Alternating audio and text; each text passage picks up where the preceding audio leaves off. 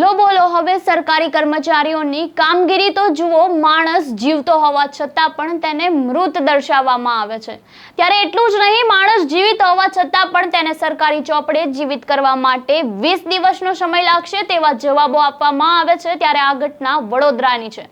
વડોદરાના કાપડનો વેપાર કરતા જિયાઉલના રહેવાસી હનીફભાઈ જે રેશન કાર્ડ ખોવાઈ જવાથી નવું કઢાવવા માટે નર્મદા ભવન સ્થિત કચેરીમાં પહોંચે છે, જ્યાં તેમને કર્મચારીએ નવું રાશન કાર્ડ કાઢવા માટે બીજું ફોર્મ ભરવાનું જણાવ્યું હતું।